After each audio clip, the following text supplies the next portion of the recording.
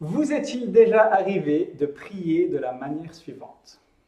Seigneur, je t'en supplie, fais que mon collègue qui est très pénible change de travail, qu'il aille travailler ailleurs, parce que je sais que je devrais l'aimer, mais c'est plus fort que moi. Est-ce que vous avez déjà arrivé de prier de la manière suivante? Seigneur, garde ma santé pour que je ne tombe pas gravement malade, car jamais je ne pourrai vivre la souffrance d'une manière qui te glorifie. Est-ce que vous avez déjà peut-être prié de la manière suivante? Seigneur, je veux bien donner de l'argent pour que des personnes implantent des églises parmi les peuples non atteints. Mais je t'en supplie, ne me demande pas à moi d'y aller parce que j'ai trop peur de mourir en martyr. Seigneur, je veux bien te suivre quoi qu'il en coûte, mais tu sais que j'ai besoin d'un certain confort pour pouvoir te suivre. Merci de me permettre de garder ma maison, ma voiture et mon confort. Ce genre de prière que j'ai souvent prié par le passé et qui m'arrive encore dans des moments de faiblesse de prier parfois, sont symptomatiques d'une mauvaise compréhension de la vie chrétienne. D'accord? Ce genre de prières, elles sont symptomatiques d'une mauvaise compréhension de la vie chrétienne. Nous prions ainsi car nous croyons à un mensonge satanique que nous avons entendu encore et encore dans la bouche de nos frères et sœurs chrétiens, et même dans la bouche de nos pasteurs et responsables chrétiens. Ce mensonge, c'est le suivant. Suivre Jésus va rendre ta vie plus facile.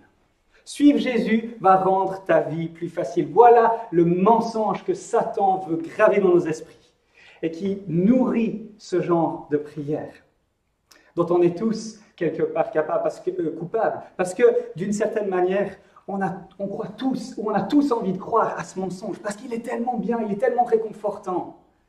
Oui, Jésus veut rendre ma vie plus facile. Il y a des prédicateurs de mensonges qui nous vendent Jésus comme un faiseur de miracles, qui va nous sauver, qui va ôter toutes nos circonstances désagréables. Voyez, Jésus n'est plus celui qui ôte nos péchés en les portant sur la croix, mais Jésus est celui qui ôte nos circonstances difficiles. Alors bien sûr que Jésus est premièrement celui qui ôte nos péchés, mais il n'est pas celui qui ôte nos circonstances difficiles. Il est celui qui va nous permettre de traverser les circonstances difficiles. À la fin du texte que nous avons lu, au verset 12 et 13, nous avons un avertissement et une merveilleuse promesse. Et on va passer plusieurs prédications à la lumière de ce texte. Parce que cet avertissement et cette merveilleuse promesse, elle est incroyable et nous avons besoin de l'entendre et de l'intégrer. Voici, regardez avec moi au verset 12. « Ainsi donc, que celui qui croit être debout fasse attention à ne pas tomber. Aucune tentation ne vous est survenue qui n'ait été humaine. Dieu est fidèle et il ne permettra pas que vous soyez tentés au-delà de vos forces. Mais avec la tentation, il préparera aussi le moyen d'en sortir, afin que vous puissiez la supporter. » Quelle merveilleuse promesse! Mais je crois que nous avons de la peine à apprécier cette promesse à sa juste valeur. Car cette promesse, elle présuppose une sorte de mauvaise nouvelle. D'accord? Dans la promesse même, il y a une sorte de mauvaise nouvelle. Cette bonne nouvelle que Dieu est fidèle et qu'on ne sera pas tenté au-delà de nos forces, elle contient la mauvaise nouvelle. Et cette mauvaise nouvelle, c'est que nous serons tentés. Cette mauvaise nouvelle, et c'est peut-être pour ça qu'on n'apprécie pas tant que ça cette promesse, qu'on ne la voit pas comme une merveilleuse promesse, parce qu'elle contient cette vérité et cette assurance qu'en tant que chrétiens, nous serons tentés. Alors le mot « tenter » là peut être traduit de différentes manières. Il peut être traduit par « tenter », effectivement, il peut être traduit par « épreuve » ou par « test ». En tant que chrétiens, nous serons éprouvés, nous serons testés. La vie chrétienne est faite de tentations, d'épreuves et de tests. Maintenant, pourquoi ce mot, on peut le traduire tentation ou épreuve ou test? On pourrait dire la chose suivante. Du point de vue de Satan, toutes les épreuves que l'on endure en tant que chrétien sont des tentations qui ont pour objectif de nous éloigner de Dieu, qui ont pour objectif de nous mettre à mort. D'accord? Du point de vue de Satan, ces épreuves que l'on vit, les circonstances, ce sont des tentations qui ont pour objectif de nous éloigner de Dieu. Mais du point de vue de Dieu, ces tentations sont des épreuves qui ont pour objectif de nous rendre semblables à Christ. On l'a vu dans notre dernière prédication, un des objectifs de la vie chrétienne, c'est de devenir semblable à Christ. Donc les diverses circonstances dans lesquelles nous nous trouvons sont à la fois des tentations de Satan et des moyens entre les mains de Dieu pour nous rendre semblables à Jésus-Christ. D'accord ? Les bonnes choses, ne pensez pas que les épreuves, les tentations et les tests qui font partie de la vie chrétienne, que Jésus nous a promis, les épreuves, les souffrances, les persécutions, ne croyons pas que ces circonstances, ces tentations, ce soient uniquement des choses mauvaises. Les bonnes choses qui nous arrivent peuvent être utilisées par Satan pour nous éloigner de Dieu. Tout comme les mauvaises choses qui nous arrivent peuvent être utilisées par Satan pour nous éloigner de Dieu. Et de même, et c'est là la bonne nouvelle, c'est que les bonnes choses peuvent être utilisées par Dieu pour nous rendre toujours plus semblables à Christ. Et les mauvaises choses qui nous arrivent, les choses terribles qui nous arrivent, peuvent être utilisées par Dieu pour nous rendre semblables à Christ. Les épreuves, les tests, les tentations sont utilisées par Dieu. Et même de manière mystérieuse, elles sont orchestrées par Dieu afin de nous rendre semblables à Christ.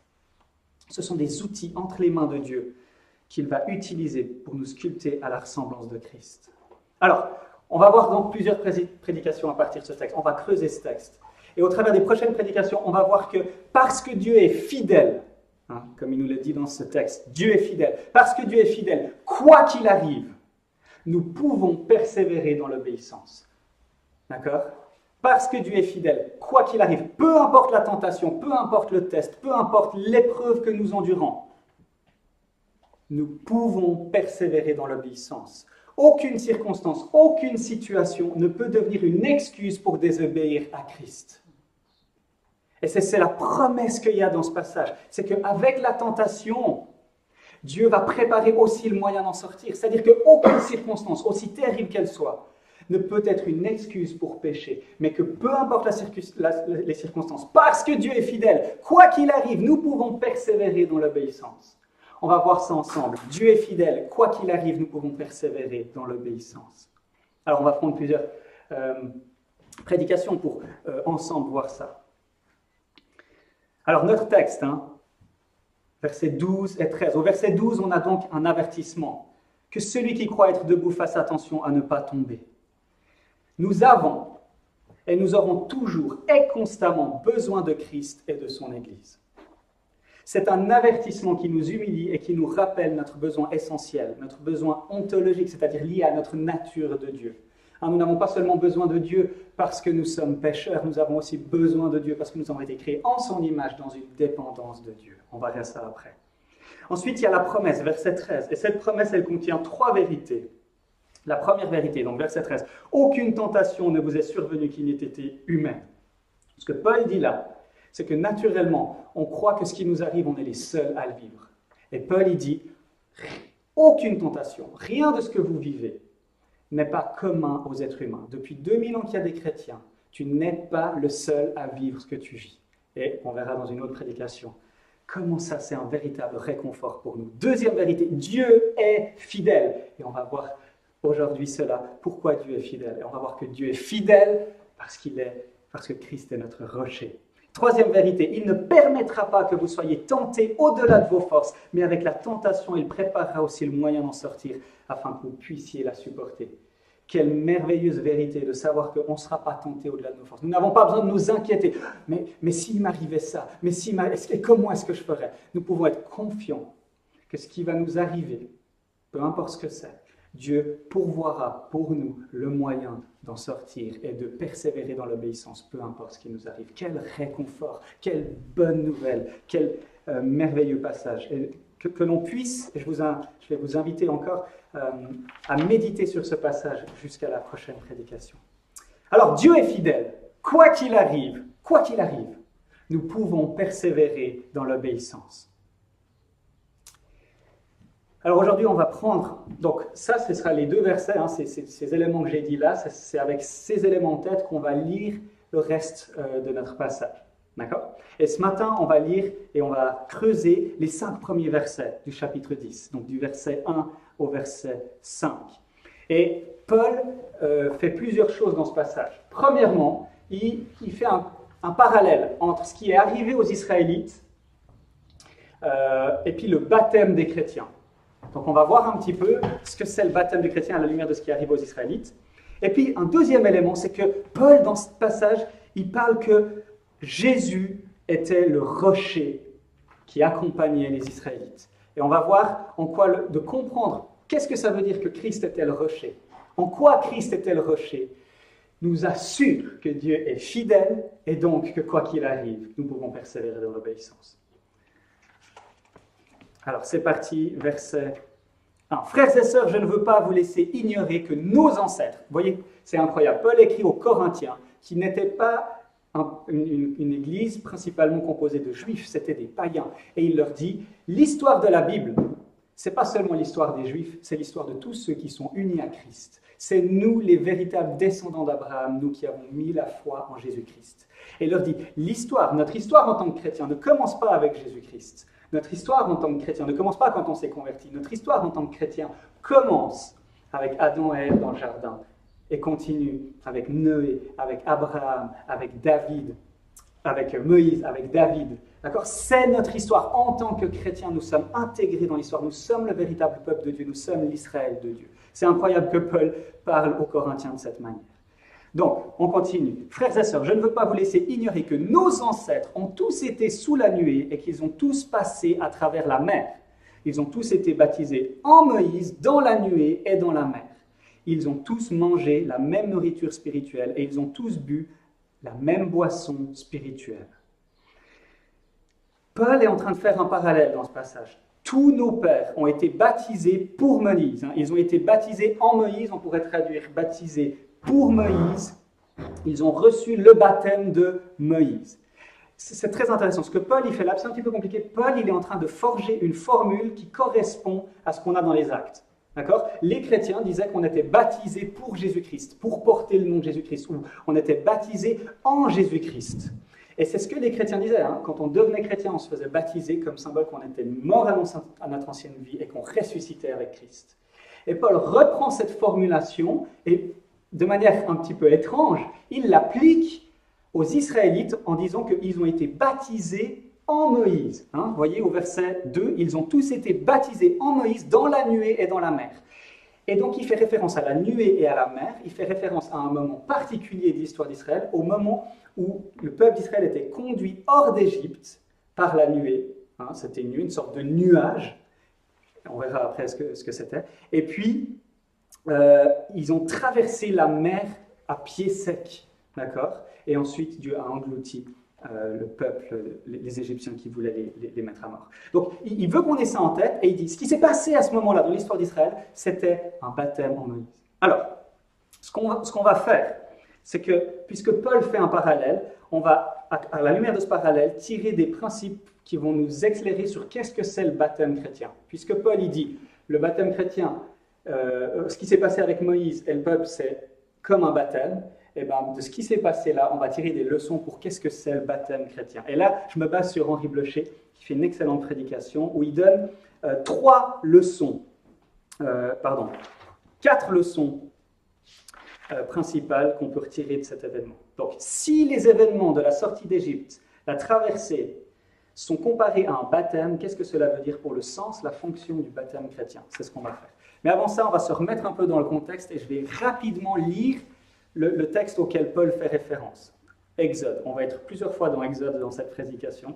Donc si vous voulez aller Exode 14, versets 10 à 31, puis je vais sauter quelques bouts pour simplement qu'on aille un petit peu plus vite. Donc je lis rapidement Exode 14, 10 à 31. Mais c'est juste pour raconter ce qui s'est passé. Si vous êtes familier avec l'histoire, ça va. Je n'ai pas la page. Le Pharaon approchait. Les Israélites levèrent les yeux et virent que les Égyptiens étaient en marche derrière eux. Donc qu'est-ce qui s'est passé? Il y a eu les 10 plaies d'Égypte. Moïse est venu pour juger Pharaon. Les Égyptiens tenaient les Israélites en esclavage. Ils mettaient à mort leur premier-né. C'était vraiment un esclavage terrible. Et Dieu est venu, il a intervenu. Et maintenant, le Pharaon les a laissés partir. Mais ensuite, il change d'avis et il vient avec son armée pour poursuivre les Israélites. Et les Israélites se trouvent bloqués entre la mer et entre l'armée des Égyptiens. Donc, le Pharaon approchait. Les Israélites levèrent les yeux et virent que les Égyptiens étaient en marche derrière eux. Ils éprouvèrent une grande frayeur et crièrent à l'Éternel. Ils dirent à Moïse, « Est-ce parce qu'il n'y avait pas de tombeau en Égypte que tu nous as emmenés dans le désert pour y mourir? Que nous as-tu fait en nous faisant sortir d'Égypte? N'est-ce pas précisément ce que nous te disions en Égypte? Laisse-nous servir les Égyptiens, car nous préférons être esclaves des Égyptiens plutôt que de mourir dans le désert. » N'importe quoi, mais c'est ce qu'ils disent. Moïse répondit au peuple, « N'ayez pas peur, restez en place et regardez la délivrance que l'Éternel va vous accorder aujourd'hui. En effet, les Égyptiens que vous voyez aujourd'hui, vous ne les verrez plus jamais. C'est l'Éternel qui combattra pour vous. Quant à vous, gardez le silence. » L'Éternel dit à Moïse, « Pourquoi ces cris? Dis aux Israélites de se remettre en marche. Et toi, lève ton bâton, tends ta main sur la mer et fends-la. Ainsi les Israélites pénétreront au milieu de la mer à pied sec. Quant à moi, je vais endurcir le cœur des Égyptiens pour qu'ils y pénètrent après eux. Et le Pharaon, ainsi que toute son armée, ses chars et ses cavaliers feront éclater ma gloire. Les Égyptiens sauront que je suis l'Éternel quand le Pharaon, ses chars et ses cavaliers auront fait éclater ma gloire. » L'ange de Dieu qui marchait devant le camp d'Israël quitta cette position et marcha derrière eux. Et la colonne de nuée qui les précédait fit de même. Elle se plaça entre le camp des Égyptiens et le camp d'Israël. Cette nuée était obscure d'un côté et de l'autre, elle éclairait la nuit. Moïse tendit sa main sur la mer et l'Éternel refoula la mer au moyen d'un vent d'est qui souffla avec violence toute la nuit. Il assécha la mer et l'eau se partagea. Les Israélites pénétrèrent au milieu de la mer à pied sec et l'eau formait comme une muraille à leur droite et à leur gauche. Les Égyptiens les poursuivirent. Tous les chevaux du Pharaon avec ses chars et ses cavaliers pénétrèrent après eux au milieu de la mer. L'Éternel dit à Moïse, « Tends ta main sur la mer et l'eau reviendra sur les Égyptiens, sur leurs chars et leurs cavaliers. » Moïse tendit sa main sur la mer. Vers le matin, la mer reprit sa place. L'eau revint et couvrit les chars, les cavaliers et toute l'armée du Pharaon qui avait pénétré dans la mer après les Israélites. Il n'y eut pas un seul rescapé. Ce jour-là, l'Éternel sauva Israël de la main des Égyptiens. Israël vit les Égyptiens morts sur le rivage de la mer. Et il vit la main puissante que l'Éternel avait dirigée contre les Égyptiens. Le peuple craignait l'Éternel et il eut confiance, il mit sa foi en l'Éternel et en son serviteur Moïse. 4 leçons principales qu'on peut retirer. Donc, Paul a ce passage en tête et il fait un parallèle. Il dit, ce qui s'est passé là, c'était le baptême. Le peuple a été baptisé en Moïse. 4 leçons principales. Premièrement, le baptême lie les membres du peuple au chef. Jusque-là, le peuple d'Israël, ce n'était pas véritablement un peuple. C'était des tribus. Et ce qu'on voit, c'est qu'ils ont été baptisés en Moïse, c'est-à-dire qu'ils ont été organisés sous le chef. Moïse était leur chef.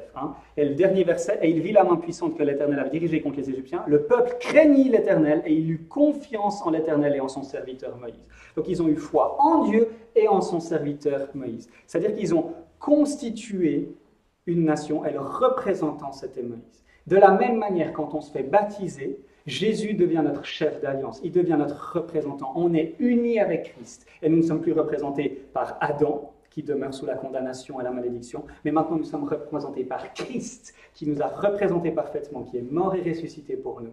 Et il nous constitue en tant que peuple de Dieu. Donc premièrement, le baptême, c'est une manière de se lier au chef, de dire maintenant c'est Jésus mon chef, c'est plus Adam. Deuxième élément qu'on peut tirer de ce texte, le baptême marque la rupture libératrice. C'est très intéressant, c'est Henri Blocher qui note ça. Donc les Égyptiens étaient déjà, en guillemets, avaient commencé à être libérés. Ils n'étaient plus obligés de travailler pour les Égyptiens, ils étaient déjà partis, mais ils étaient encore dans un moment de transition, en guillemets. D'accord? Et on peut dire que quand ils ont passé à travers les eaux, quand ils ont traversé la mer, quand ils ont passé par les eaux du baptême, ça a signifié la rupture totale et définitive avec le péché. D'accord? C'est comme si avant, ils étaient encore dans une sorte de transition entre le moment où ils ont commencé à être libérés et puis ça a marqué la rupture définitive. Et on peut dire pareil avec le baptême chrétien. Il y a un moment où on est intéressé par Jésus, on se convertit, on fait des pas de foi, mais quand on passe par les eaux du baptême, on signifie et on marque de manière claire et précise la rupture avec le péché dans notre vie, en disant maintenant, nous voulons marcher en nouveauté de vie. Ça y est, on manifeste la fin de l'ancienne vie et le début de la vie nouvelle. Application pour nous aujourd'hui, c'est pour ça qu'à Multi7, on ne considère pas que quelqu'un s'est converti avant qu'il se soit fait baptiser. Le baptême, c'est vraiment le signe qui dit, mais maintenant je suis uni à Jésus-Christ, et maintenant je suis pleinement, je suis libéré du pouvoir des Égyptiens, je suis libéré du pouvoir du péché dans ma vie. Bien sûr, je suis encore sous l'influence du péché, mais ça marque ma décision de suivre Jésus et lui obéir. Troisièmement, le baptême d'eau est précédé par le baptême dans la nuée. Regardez ce que Paul dit au verset 2 dans 1 Corinthiens 10. Ils ont tous été baptisés en Moïse dans la nuée et dans la mer. Qu'est-ce que c'est cette nuée? C'est clairement le nuage, ce nuage qui a accompagné Israël, qui les guidait. C'est assez clair que c'était le Saint-Esprit. D'accord? Et on peut dire qu'ils ont d'abord été baptisés dans la nuée avant d'être baptisés dans l'eau. Comme pour dire que le baptême du Saint-Esprit, le fait d'être rempli du Saint-Esprit, vient avant le baptême de l'eau. D'ailleurs, c'est ce qu'on dit, tu ne peux pas te convertir à moins que le Saint-Esprit t'ait fait passer de la mort à la vie. Je passe. Et quatrièmement, le baptême se situe au début et non pas au terme du voyage. Très intéressant pour nous. Le baptême chrétien, c'est l'entrée, c'est l'accueil, bienvenue dans la famille de Dieu, et c'est ton engagement à mener la course du chrétien, c'est ton engagement à vivre comme chrétien, c'est ton engagement à entrer dans l'école de Jésus, où tu vas apprendre à obéir à Jésus dans tous les domaines de ta vie. Verset 5 de 1 Corinthiens 10. Mais la plupart d'entre eux n'ont pas été approuvés par Dieu, puisqu'ils sont morts dans le désert. C'est que le début, d'accord? Cette traversée de la mer Rouge, c'était le début pour les Israélites, ce n'était pas l'arrivée. Après ça, qu'est-ce qui allait se passer? Dieu allait leur donner la loi. Ils allaient vivre plein de tentations, plein de défaites, plein de victoires, ils allaient voir la puissance de Dieu agir avant d'entrer dans le pays promis. Et quand on se fait baptiser, on est dans la même situation. On est au début de la vie chrétienne et on va marcher, on va persévérer dans l'obéissance. Et parce que Dieu est fidèle, quoi qu'il arrive, on pourra persévérer dans l'obéissance afin de pouvoir atteindre le pays promis. Donc, la vie chrétienne, on l'a vu, c'est une course que nous devons courir selon les règles si nous voulons gagner la couronne. Le baptême, c'est l'inscription pour la course, c'est dire je veux courir cette course, je veux apprendre à obéir à Jésus dans tous les domaines de ma vie. Donc, qu'est-ce que Paul nous dit? Il nous dit que même s'ils ont vécu tout ça, les Israélites, regardez tout ce qu'ils ont vécu, c'est incroyable le miracle qu'ils ont vu, ils ont été délivrés de la puissance des Israélites, ils ont vu Dieu à l'œuvre, ils ont traversé, ils ont été baptisés, ils ont même eu une sorte de repas du Seigneur. Qu'est-ce qu'il nous dit dans ce passage? Ils ont tous été sous la nuée et qu'ils ont tous passé à travers la mer. Ils ont tous été baptisés en Moïse dans la nuée. Et puis verset 3, ils ont tous mangé la même nourriture spirituelle et ils ont tous bu la boisson spirituelle. Donc on a un écho au baptême et on a un écho à la Sainte Seine. Ils ont mangé la nourriture spirituelle et ils ont bu la boisson spirituelle. Donc Paul, qu'est-ce qu'il est en train de faire? Pourquoi il dit ça? Parce qu'à Corinthe, il y avait des Corinthiens qui disaient, parce qu'on est baptisé, parce qu'on prend la Sainte Seine, eh ben on peut faire ce qu'on veut. On peut vivre comme bon nous semble. C'est pas grave, je prends la Sainte Seine, j'ai vécu des expériences spirituelles fortes avec Dieu, certainement. On imagine que certainement ils se disaient ça. Donc c'est ok pour moi d'aller manger des viandes sacrifiées aux idoles. C'est ok pour moi d'aller dans les temples d'idoles. Et Paul, il leur dit, hé les gars, faites pas les marioles, regardez. Eux, ils avaient aussi vécu des expériences incroyables. Et ils sont tous morts dans le désert. Ils n'ont pas mis le pied dans le pays promis à cause de leur péché. Donc on ne peut pas tenter Dieu, on ne peut pas se moquer de Dieu. Et c'est ce que Paul il est en train de faire. Et c'est ce qu'on veut se rappeler aussi. Notre baptême, c'était le début. Et puis, on s'engage à persévérer. Maintenant, la bonne nouvelle, c'est le verset qu'on a lu. Parce que Dieu est fidèle, quoi qu'il arrive, nous pouvons persévérer dans l'obéissance à Jésus. Parce que c'est Dieu qui nous permet de persévérer. Ce n'est pas sur notre capacité, nos compétences à obéir. Mais c'est grâce à Jésus. Ce que Paul il fait là, il veut dire aux Corinthiens, ne mettez pas votre confiance dans qui que ce soit ou quoi que ce soit d'autre qu'en Jésus. D'accord? Verset 12, toujours d'un Corinthiens 10, dit à peu près la même chose. Ainsi donc, que celui qui croit être debout fasse attention à ne pas tomber. C'est un avertissement. Si tu crois être debout, fais attention de ne pas tomber. Nous avons et nous aurons toujours besoin de Christ et de son Église. Nous avons besoin de Christ parce que nous sommes libérés du pouvoir du péché, mais nous sommes toujours sous l'influence de la chair, Nous sommes toujours sous l'influence du monde et nous sommes toujours sous l'influence de Satan.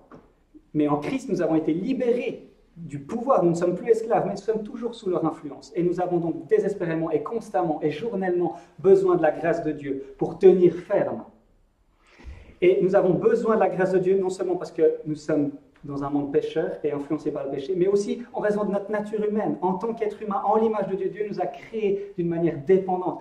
Dans le ciel, nous aurons constamment et journellement besoin de la grâce de Dieu pour pouvoir continuer à glorifier et adorer Dieu. Dieu nous a créés comme ça. Le but de la vie chrétienne, ce n'est pas de chercher notre indépendance vis-à-vis de Dieu, mais c'est de chercher notre dépendance vis-à-vis de Dieu. Et à cause du péché qui nous a totalement corrompus et pervertis, nous cherchons naturellement l'indépendance vis-à-vis de Dieu et vis-à-vis de son Église.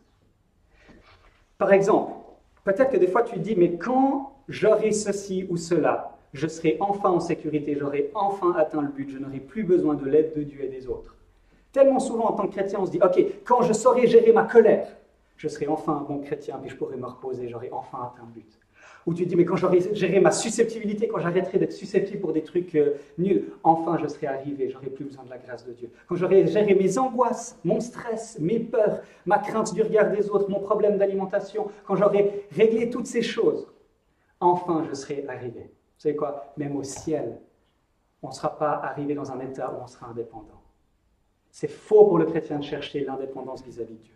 Même quand tu dis, mais quand j'arriverai à lire la Bible tous les jours, à prier tous les jours, à annoncer l'évangile à mes collègues, à donner des conseils qui soient pertinents, quand j'arriverai à faire ça, enfin je serai un vrai chrétien et puis je pourrai me reposer, j'aurai plus besoin de l'aide de mes frères et sœurs et puis j'aurai plus besoin de l'aide de Dieu. Vous voyez comment le péché a perverti nos cœurs. L'objectif du chrétien ne doit jamais de chercher l'indépendance vis-à-vis de Dieu, mais de chercher un style de vie qui nous permette de montrer notre besoin extrême, profond de Dieu. Un chrétien qui se dit que quand il aura atteint une certaine situation ou un certain statut, qu'il n'aura plus besoin d'aide, il est comme un pommier qui se dirait, quand j'aurai produit 20 pommes, je n'aurai plus besoin d'eau, de terre et de soleil. J'aurai accompli ma mission. Quand j'aurai enfin réussi à produire mes pommes, j'aurai plus besoin d'eau, j'aurai plus besoin de terre, je peux me déraciner et j'aurai plus besoin de soleil. Ça, c'est la même chose de chrétien. Notre but en tant que chrétien, ce n'est pas de chercher l'indépendance vis-à-vis de Dieu, c'est de chercher notre dépendance vis-à-vis de Dieu. Le véritable chrétien recherche à montrer à tout le monde à quel point il a profondément et désespérément besoin de Dieu. L'objectif, c'est jamais l'autonomie, c'est toujours la dépendance vis-à-vis de Dieu. Et John Piper a une illustration magnifique. Il parle d'une personne qui est tétraplégique. Et il y a une autre personne qui qui vit avec elle pour l'aider au quotidien. Et pour le moindre truc, cette personne tétraplégique, elle a besoin de cette personne qui le sert, de son assistant. Et puis, John Piper pose la question, mais comment cette personne va honorer la personne qui l'assiste et qui l'aide? Comment elle va l'honorer? Elle va l'honorer pas quand elle va accueillir des gens, pas en disant, ok, tu me places là, puis après tu vas te cacher, je ne veux pas que les gens voient que j'ai besoin de toi. Il va l'honorer en disant, alors que les gens seront là, va faire appel à lui constamment pour montrer au monde, pour montrer à ses invités à quel point il ne pourrait pas vivre s'il n'était pas assisté par cette personne. Et la vie chrétienne, c'est ça notre but, c'est de montrer au monde à quel point on est des pécheurs et on a besoin de la grâce de Dieu, de montrer au monde à quel point on est des créatures en l'image de Dieu et on a besoin, même quand on sera parfait au ciel, on a désespérément besoin de Dieu. Notre but en tant que chrétien, c'est de montrer notre dépendance à Dieu. Donc Paul, faites attention que celui qui croit être debout fasse attention à ne pas tomber. Ne crois jamais que tu es arrivé, tu n'auras jamais plus besoin de Dieu. Mais c'est un des objectifs de notre vie. Ok. Christ, notre rocher. On a vu par rapport au baptême, on a vu un des éléments. Christ, notre rocher. Verset 4, deuxième partie. En effet, ils buvaient à un rocher spirituel qui les accompagnait, et ce rocher était Christ. Pourquoi est-ce que Paul affirme que le rocher qui était avec les Israélites était Christ? Dieu est fidèle. Quoi qu'il arrive, nous pouvons persévérer dans l'obéissance. Dieu est fidèle, quoi qu'il arrive, nous pouvons persévérer dans l'obéissance. Si on veut comprendre, et un des objectifs ce matin pour nous, c'est de comprendre que Dieu est fidèle. Et si on veut comprendre pourquoi nous pouvons affirmer que Dieu est fidèle, il faut qu'on comprenne pourquoi Jésus est notre rocher. pourquoi Jésus est notre rocher dans ce texte. Et on va lire au chapitre 17, encore de l'Exode. On continue la suite avec les Israélites qui ont déjà commencé à se plaindre. On va lire pour pouvoir comprendre le concept. Et restez avec moi, concentrez-vous parce que c'est incroyable. Le fait que Jésus soit notre rocher. Et pourquoi Paul dit que Jésus est notre rocher? Ça va être un incroyable encouragement pour nous. Alors, on va lire au chapitre 17 de l'Exode. Mais avant ça, on a lu là juste avant au chapitre 14 que Dieu libère les Israélites avec puissance. Et après, pendant 3 mois, Dieu va les conduire dans le désert, et puis jusqu'à un moment donné où il va les amener au mont Sinaï, où il va leur donner la loi. Mais dans ce laps de temps, le peuple d'Israël ne va pas cesser de se rebeller contre Dieu et de se plaindre. Et on a des exemples par rapport vis-à-vis de l'eau. En Exode 14, donc Dieu les libère, et puis, mais déjà en Exode 14, on a lu qu'ils vont se plaindre vers Moïse en disant « Mais pourquoi tu nous as sortis là? On va mourir, on était mieux en Égypte. » Et ils vont continuer à faire ça, à se plaindre. Et c'est complètement fou. À la lumière de ce qui est en train de se passer, c'est complètement fou qu'ils soient en train de se plaindre de cette manière. Mais je dois avouer que dans ma vie, je suis un peu pareil. À la lumière de l'Évangile, combien de fois je me plains de détails insignifiants dans ma vie? Et notre défi, c'est de les remettre dans la perspective de l'Évangile. Donc il continue en Exode 15. À un moment donné, ils vont avoir soif et ils vont arriver à Mara. Et puis il y aura des sources d'eau, mais l'eau, elle est amère. Et ils ne peuvent pas la boire et ils se plaignent. Alors Moïse va lancer un bout de bois dans l'eau et l'eau va devenir douce, ils vont pouvoir boire. Ensuite, ils vont marcher encore dans le désert, ils vont avoir soif et ils vont trouver de manière providentielle 12 sources d'eau où ils vont pouvoir avoir à boire. Le message de ces chapitres 15, 16, c'est vraiment qu'on ne doit pas se plaindre à la lumière de tout ce que Dieu fait. Alors, lisons Exode 17, versets 1 à 7. Toute l'assemblée, donc on est là, les Israélites, ils se sont plaints, Dieu a pourvu pour eux avec la manne et des cailles, et maintenant, on a de nouveau un problème, ils ont soif. Toute l'assemblée des Israélites partit du désert de Sin pour parcourir les étapes que l'Éternel leur avait ordonnées, et ils campèrent à Réphidim. Là, le peuple ne trouva pas d'eau à boire. Alors, le peuple chercha querelle à Moïse. Ils dirent: « Donne-nous de l'eau à boire !» Moïse leur répondit: « Pourquoi me cherchez-vous querelle? Pourquoi provoquez-vous l'Éternel ?» Le peuple était là, pressé par la soif, et murmurait contre Moïse. Il disait: « Pourquoi nous as-tu fait quitter l'Égypte si c'est pour nous faire mourir de soif, moi, mes enfants et mes troupeaux ?» Moïse cria à l'Éternel en disant: « Que puis-je faire pour ce peuple? Encore un peu et ils vont me lancer des pierres. » L'Éternel dit à Moïse: « Passe devant le peuple et prends avec toi des anciens d'Israël. Prends aussi dans ta main ton bâton, celui avec lequel tu as frappé le fleuve, et marche. Je me tiendrai devant toi sur le rocher d'Horeb. Tu frapperas le rocher, il en sortira de l'eau et le peuple boira. » Moïse agit ainsi sous les yeux des anciens d'Israël. Il appela cet endroit Massa et Meriba, parce que les Israélites lui avaient cherché querelle et avaient provoqué l'Éternel en disant: « L'Éternel est au milieu de nous, oui ou non ?» Ce texte, qu'est-ce qui se passe dans ce texte? Et si on veut comprendre pourquoi Jésus est notre rocher, on doit comprendre qu'est-ce qui se passe avec le rocher dans ce texte. Alors voyons, on ne va pas passer, on a bientôt au bout, ça va être rapide, mais restons concentrés parce que c'est incroyable ce qui se passe là. Le peuple, verset 4, Moïse crie à l'Éternel en disant: « Que puis-je faire pour ce peuple? Encore un peu et ils vont me lancer des pierres. » Ils veulent lapider Moïse. Et vous savez, la lapidation, ce n'est pas une sorte de lynchage qui se fait comme ça. La lapidation, c'était la peine de mort. C'est comme si aujourd'hui, c'était comme pendant un temps la chaise électrique. Donc, ils veulent amener Moïse dans un procès et ils veulent le juger coupable pour pouvoir le lapider. La lapidation, ça se faisait à l'issue d'un jugement. Donc, on est le peuple est en train de juger Moïse. Ils veulent juger Moïse. Et Moïse, il appelle et dit: « Mais ils vont me lapider, ils vont me mettre à mort à l'issue d'un jugement. » Verset 2. Alors, le peuple, verset 2, chercha querelle à Moïse. Alors on peut dire que c'est chercher querelle, on cherche des embrouilles, mais une autre manière de traduire, c'est de dire qu'ils veulent le traîner devant un tribunal. Et qu'est-ce qu'ils disent? Donne-nous de l'eau à boire. Et donc ils cherchent querelle, ils veulent faire un procès à Moïse parce qu'ils sont en train de mourir. Donc ils cherchent querelle à Moïse, et Israël veut juger et condamner Moïse à mort. Vous voyez, il y a tout un élément judiciaire dans ce passage. D'ailleurs, Massa, le lieu, verset 7, il appela cet endroit Massa. Massa veut dire procès. Et puis le lieu Meriba, ça veut dire salle d'audience ou cour de justice. Donc on est dans un lieu judiciaire où le peuple veut amener Moïse, veut l'amener en procès. Et quelle est la réponse de Dieu? à ce peuple coupable qui mérite d'être puni pour son insolence. Ce peuple demande justice, il veut leur procès.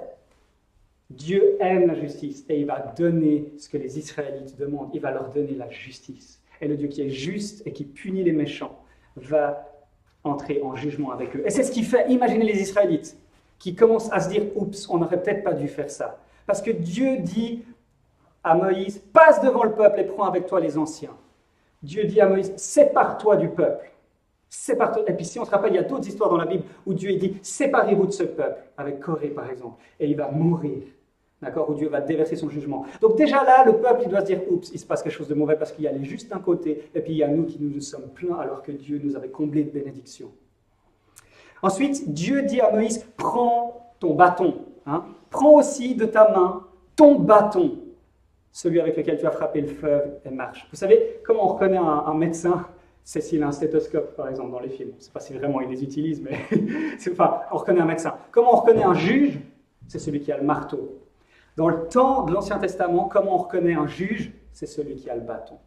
D'accord? Dans le temps ancien, le juge, c'est celui qui avait le bâton. Et il allait juger les gens. Et puis après, avec le bâton, il allait, parce que la personne était reconnue coupable, il allait battre la personne d'un nombre de coups de bâton. Il n'y avait pas le juge, c'était celui qui exécutait le jugement aussi. D'accord? Il était le juge, celui qui exécutait le jugement. Donc quand Dieu dit à Moïse, prends ton bâton, le peuple il est au courant, ouh là là, on va être jugé. On a demandé un jugement. Et voilà, c'est Dieu qui va nous juger au travers. Et ce bâton, c'est le bâton avec lequel Dieu a déjà jugé les Égyptiens. Il avait utilisé ce bâton pour faire que l'eau du Nil soit transformée en sang. C'est avec ce bâton qu'il a ouvert la mer. Et c'est avec ce bâton qu'il a refermé la mer sur les Égyptiens. Donc imaginez le peuple qui se dit « Oups, on n'aurait peut-être pas dû demander un jugement. On n'aurait peut-être pas dû juger un jugement. » Et puis, qu'est-ce qui se passe encore? Et là où normalement, et là il y a un renversement incroyable, Jésus est notre rocher. Dieu, verset 6, « Je me tiendrai devant toi sur le rocher de Horeb. » C'est Dieu qui dit qu'il va se tenir devant Moïse. Jamais, nulle part dans la Bible, il nous est dit que Dieu se tient devant des hommes. Cette expression « se tenir devant », on se tient devant un juge. D'accord? Quand il y a deux femmes qui font un procès par rapport à leur bébé, elles se tiennent devant Salomon, qui les juge. Quand la femme adultère, elle se tient devant Jésus, qui est le juge. Quand on se tient devant, c'est qu'on est l'accusé qui se tient devant le juge. Et qu'est-ce que ce texte nous dit? C'est que là où Israël devrait se tenir devant Moïse, sur le rocher, d'accord? C'est le peuple qui devrait se tenir comme accusé devant Moïse. Dieu se tient devant Moïse. Je me tiendrai devant toi sur le rocher d'Horeb. Qu'est-ce qui se passe? C'est complètement fou. Le Dieu de l'univers a pris la place de son peuple pécheur. Et qu'est-ce qui va se passer? Moïse va frapper le rocher qui représente la présence de Dieu. Il va frapper le rocher. Mais qu'est-ce qui va se passer quand le jugement de Dieu va retomber sur ce rocher? Est-ce que l'univers va imploser? Et ce qui se passe, c'est que Moïse frappe le rocher. Et de ce rocher sort de l'eau, la bénédiction. Parce que Dieu est puni à la place. Lui, l'innocent parfait. Lui, il est puni à la place de son peuple coupable. Et de cette punition, parce que le rocher est frappé à la place du peuple, quand ce rocher est frappé, c'est de l'eau, c'est la bénédiction qui sort. Voyez comment ce texte nous annonce Jésus-Christ. Le rocher, c'est Jésus-Christ. Pourquoi? Parce que c'est le rocher qui a été frappé à la place du peuple coupable qui méritait de subir le jugement de Dieu. Dieu, l'innocent ultime, est mort à la place. Et quand Paul il dit ça, il dit « Mais Christ était notre rocher ». Il rappelle aux Corinthiens, Jésus est mort à notre place. Dieu est fidèle parce que Jésus est notre rocher qui a été frappé à notre place. Et tout comme Jésus, quand il était sur la croix, il a été frappé à notre place. Il a été frappé par la colère de Dieu, par le juste châtiment de Dieu. Et par sa mort et sa résurrection, nous sommes comblés de bénédictions, nous qui mettons notre foi en lui. Dieu est frappé à la place de son peuple et la bénédiction en découle. Je me tiendrai devant toi sur le rocher d'Horeb, tu frapperas le rocher. Il en sortira de l'eau et le peuple boira. Christ, notre rocher. Conclusion, Dieu est fidèle. Et comment on sait que Dieu est fidèle? Pourquoi Paul peut dire que Dieu est fidèle? Parce que Christ est notre rocher qui est mort à notre place. On est pire que le peuple d'Israël, à tout le temps nous plaindre, à murmurer, à intenter des procès contre Dieu. On fait infiniment pire et on mérite le juste châtiment de Dieu. Mais Jésus est notre rocher, il a été frappé à notre place. Et alors que nous méritions ce châtiment, c'est Jésus qui l'a pris. Dieu est fidèle. Et donc, quoi qu'il arrive, nous pouvons persévérer dans l'obéissance. C'est à la lumière de l'obéissance parfaite de Jésus que nous voulons persévérer dans l'obéissance. C'est jamais pour mériter notre salut. C'est pas pour mériter le pays promis que nous persévérons dans l'obéissance. C'est parce que nous avons été sauvés par Jésus-Christ. Et que non seulement il nous a sauvés de nos péchés, mais il nous sauve aussi par sa mort à la croix. Il a acquis le pardon de nos péchés. Et il a aussi acquis notre persévérance pour qu'on puisse persévérer dans l'obéissance.